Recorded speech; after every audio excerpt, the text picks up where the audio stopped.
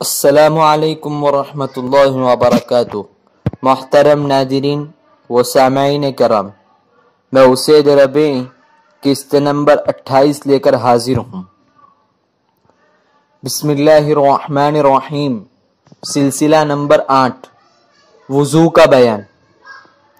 مسئلہ نمبر 22، غلط مسئلہ۔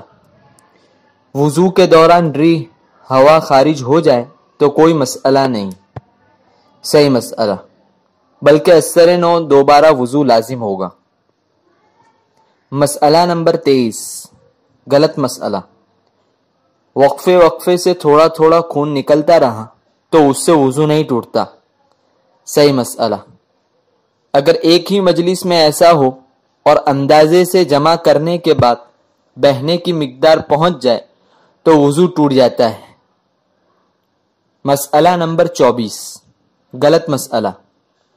سجدے میں سونے سے وضو نہیں ٹوٹتا، صحیح مسئلہ۔ یہ حکم صرف مرد کے لیے ہے، جبکہ وہ سنت کے مطابق ران پیٹھ سے الگ اور بازو زمین سے جدا رکھ کر سجدہ کرے۔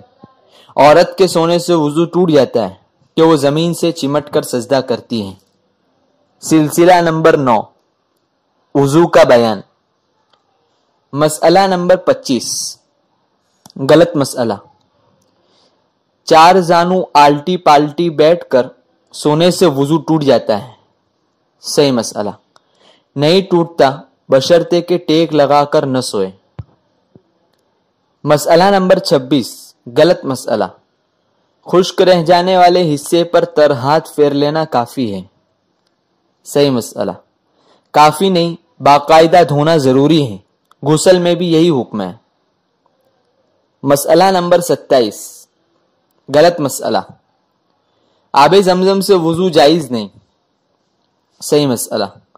باوضو ہو تو تبرکن جائز بلکہ مستحب ہے، بشرطے کہ ایسی جگہ وضو کریں کہ اس کا گسالہ دھون پاک جگہ میں گرے، البتہ بے وضو ہونے کی حالت میں مناسب نہیں، اور اس سے استنجا کرنا اور ناپاک کپڑا دھونا تو بالکل جائز نہیں۔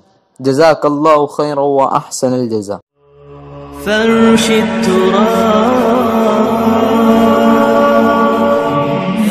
التراب يضمني وهو غطاء